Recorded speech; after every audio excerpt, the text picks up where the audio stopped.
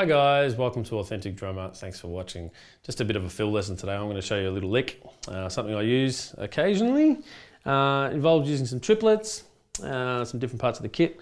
All right, let's split it up into two parts, or two little licks. All right, the first one is kick, right, left, kick.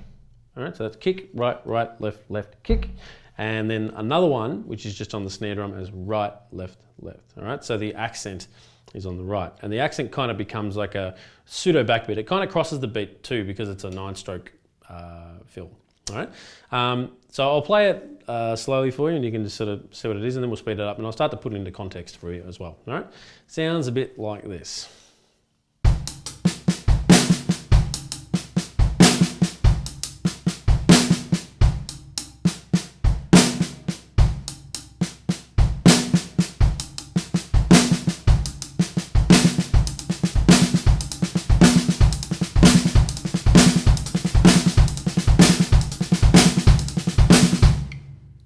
Okay, and you can see the left hand is just doing some ghost notes there, so it's pretty non-eventful for the left hand, but very important to kind of maintain the feel of it all. Okay, now what you can do is when you join it together, let's put it together and let's just hear it over the context of one bar.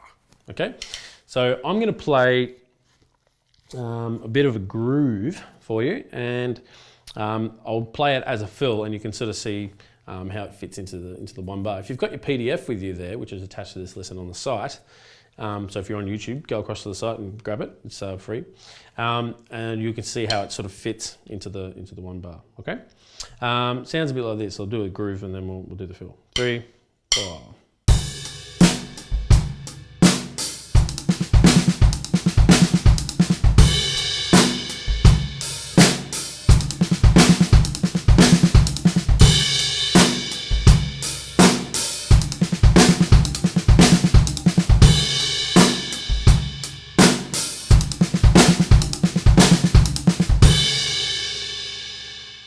Okay, so that's the fill over one bar, and you can speed it up and do whatever you want with it. Let's hear how it sounds over 2 measures, because it crosses, you'll find that you'll do the one bar as I just did then, and then the next bar you'll end up with the snare being number 1 or beat 1 on the next beat. So you'll have 2 bars of groove, and then 2 bars of this fill split carried through. Okay, so let's hear what that would sound like. Man, it's a little bit weird at the end. You finish with 2 hi-hats and you've got to kind of get to the crash kind of quickly, but I'll see if I can do it. Here we go. So 2 bars of groove, 2 bars of fill. 1, 2, 3.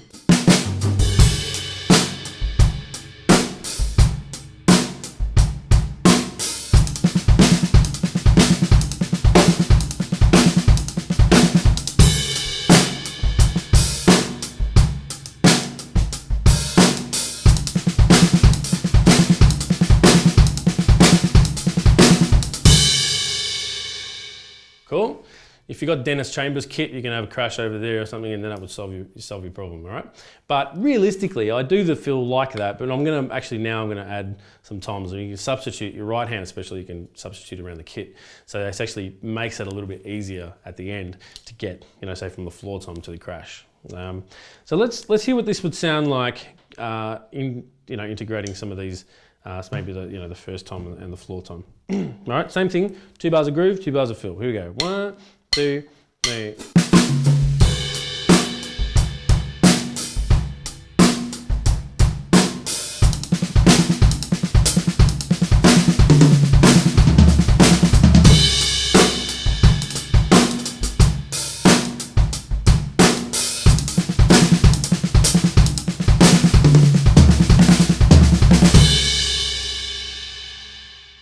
Cool, and then you can just go for your life. Just put it anywhere around the drums and on the ride or cowbells or whatever you want. Up to you. Okay.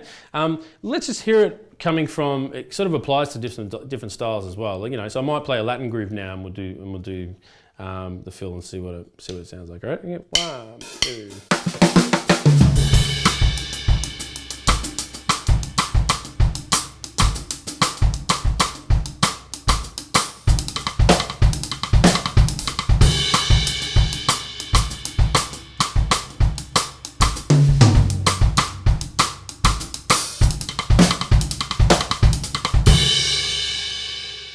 So using the rim there during the Latin groove. So that kind of gives a pretty cool sound.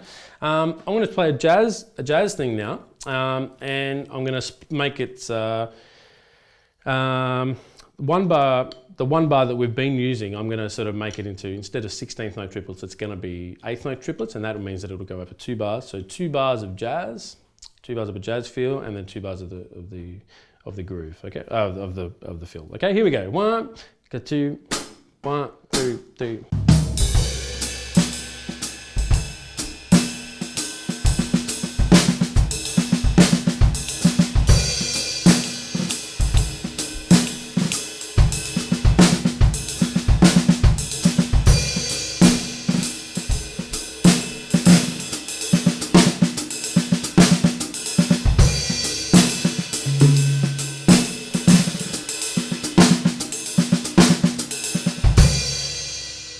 Alright, so having a bit of a muck around there. I did it the first time with the bass drum, and then I thought maybe I'd do it with the hi-hat.